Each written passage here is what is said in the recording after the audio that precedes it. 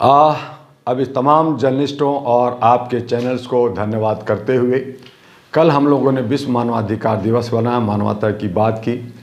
आज हम सभी राजनीतिक से ओत-प्रोत राजनीति की बात कर रहे हैं। मायावती जो बहुसंख्यक का एक महान नेता, जो काशीराम के एक उत्तराधिकारी के रूप में काम की, आज अपना उत्तराधिकारी अपने भतीजा को।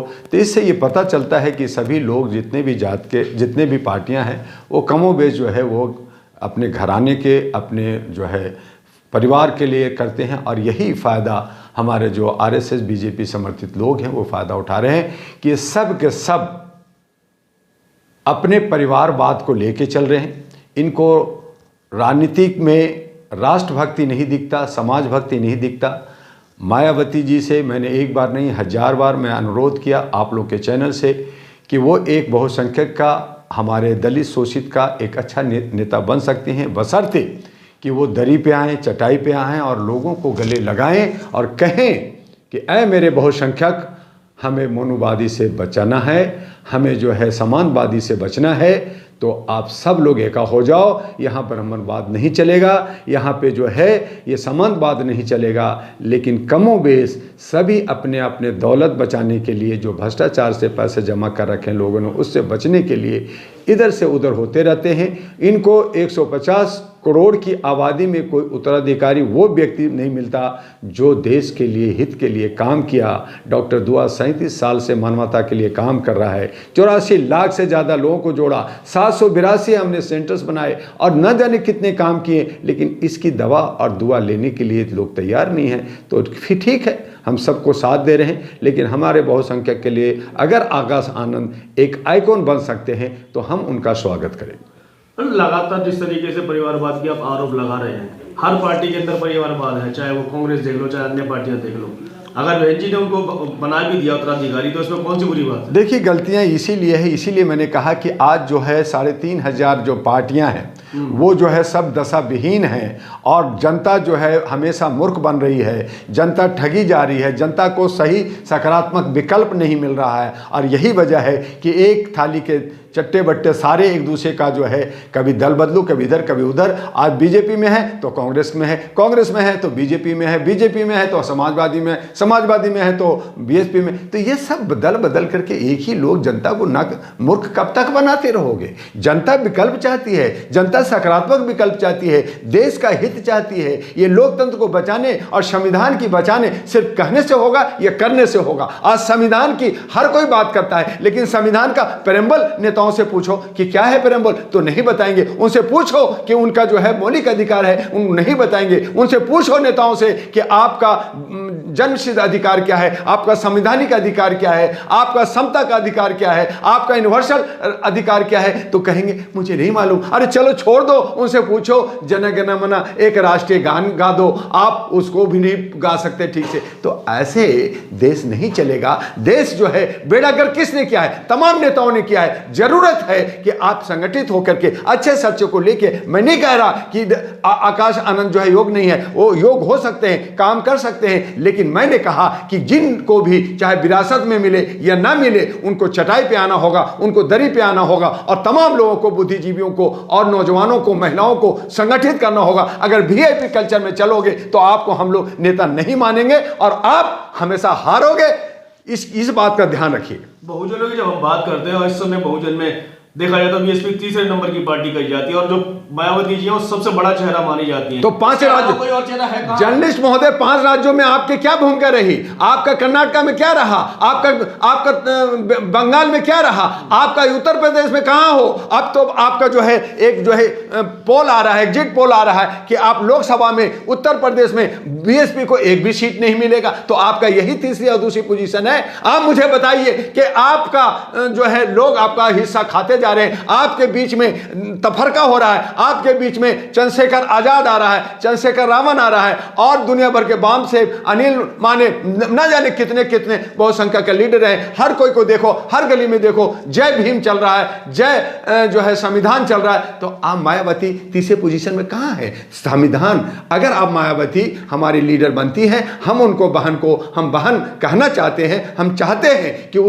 जो है नॉर्थ इंडिया का जो है वो राजकुमारी बने और साउथ का जो एक हजाम नाई है वो स्टैलिन जो इंडिया गठबंधन में गया है वो हटे और वो साउथ का राजकुमार बने। राजकुमारी को हम जयघोष करेंगे, लेकिन वो समता के साथ चलें और हर जनता को चटाई और दरी पे बैठ करके बात करें। अगर वो वीआईपी कल्चर में रहेंगे, लोगों से बात नहीं करेंगे, पैसा लेन देन की बात होगी, तो ये आपकी पार्टी कहां होगी, इस बात का सोच लीजिए। आज कांग्रेस खत्म हो रही है, बाकी पार्टियां खत्म हो रही है। आपने किसी एक को बढ़ाया है तो किसने बढ़ाया है? हमारे आदरणीय माननीय सामान्य मोदी जी। हालांकि मैं बीजेपी का हमेशा खिलाफ रहा हूं, बीजेपी को हराने की बात लगातार कर रहा हूं, लेकिन फिर भी उन्होंने जो इशारा किया, कहा कि मैं जीत नहीं रहा, मैं जीता नहीं हूं, तुम लोग जिता रहे हो, तुम टुकड़े टुकड़े गैंग हो, तुम मुझे जिता रहे हो, मैं जीत रहा हूं। अरे भाई मुझे खाना दोगे मैं खाऊंगा, ऐसा थोड़ी है कि आप गिफ्ट दोगे मैं गिफ्ट फेंक दूंगा। आप मुझे दिया है मैं ले रहा हूं, तो गलती किसकी है? गलती जो है ये टुकड़े टुकड़े गैंग, ये बहुत सारे बहुसंख्यक लोग, ये जो बिखरे लोग हैं, ये जो असंगठित लोग हैं, ये असंगठित पार्टियां हैं, वो जो है आप जो है जिसको विरोधी कह रहे हो, जिनसे को आप कहते हो कि नहीं होना चाहिए, और वो हमारे पे ईडी, इनकम टैक्स और ये जो है भ्रष्टाचार का जो है रोप लगा के जेल भेज रहे हैं, तो आप ही तो अपने पांव काट रहे हो, इसलिए जा रहे हो। आपके पास कोई ऐसी योजना है कि जितने ये संगठित नहीं हो रही जो पार्टियां, उसे किस तरीके से? बिल्कुल, बहुत ही सटीक, बहुत जर्नलिस्ट में हो, बहुत सटीक सवाल आपने पूछा है। हमारे पास, मैं एडमिनिस्ट्रेशन, मैं जुडिशियल, मैं आईएएस छोड़ा, सीए छोड़ा, लॉ छोड़ा, एलएलबी, एलएलएम सारा चीज़ छोड़ा। उसके बाद में मैं 37 साल से मानवाधिकार का रिफॉर्मर हूँ भारत का। मेरे पास सभी प्रोजेक्ट्स हैं कि मुझे किस तरह से सुशासन जनता को देना है, और जनता को सबसे पहली बात है कि नफरत की राजनीति से बाहर आना होगा, जात धर्म को घर के अंदर रखना होगा, और एक ये मानना होगा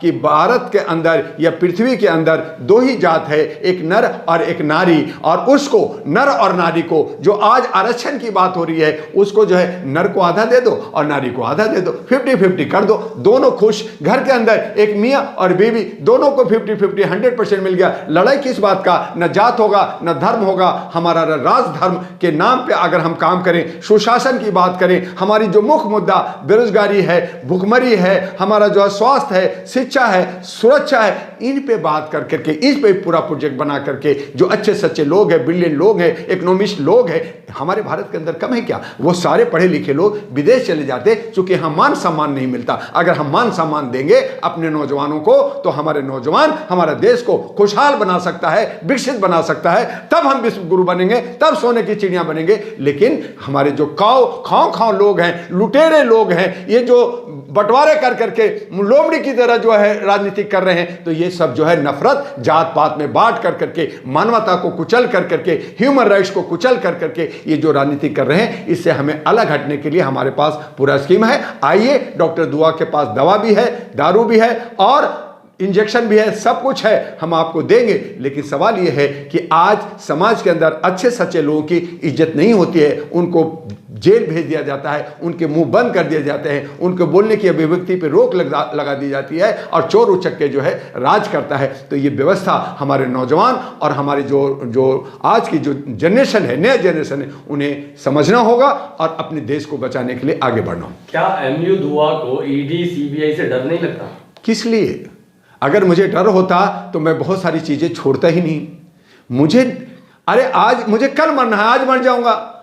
लेकिन हमारी बोलने की, आपने राजीव दीक्षित को मैं आइकॉन मानता हूं, आपने उसको मरवा दिया, एक अच्छे व्यक्ति को। बहुत सारे ऐसे लोग, अब जब प्रियार मर गए, जब हमारे लोहिया मर गए, जब हमारे कर्पूर ठाकुर, हमारे जो है कबीर दास मर गए, हमारे गौतम बुद्ध और महावीर मर गए, तो मैं भी मर जाऊंगा। मरना तो है ही है, ये शरीर जो है नश्वर है। लेकिन आप किसी को शोषण करके, आप गलत तरीके से किसी को मारोगे तो हाय और बद्दुआ, मैं तो दुआ हूं, मेरी बद्दुआ लोगे तो तुम भी कल मरोगे, मरना तो तुम्हें भी होगा। इसलिए दुआ देना चाहता है, देश की तरक्की चाहता है, और इसके लिए अहरा नेशनल पार्टी हमने मानवता पे 2009 पे रजिस्टर कराया। बहुत सारी पार्टियों को समझाने की कोशिश किया, 222 पार्टियों से हमारी तालमेल बनी, लेकिन कहीं ना कहीं हम बिखरे हुए हैं, इकट्ठे होकर के लड़ना नहीं चाहते, सबके सामने ईगो है। तो उसके लिए हम लोग मानवता के आधार पे सुशासन देने की बात कर रहे हैं। और अगर जनता जान गई, और अगर हमें 10, 20, 50 लोग, ऐसे लोग जो जिद्दी होंगे, जो देश को बदलने के लिए जिद चाहिए, संगठन चलाने के लिए जिद चाहिए, आपको पार्टी चलाने के लिए जिद चाहिए,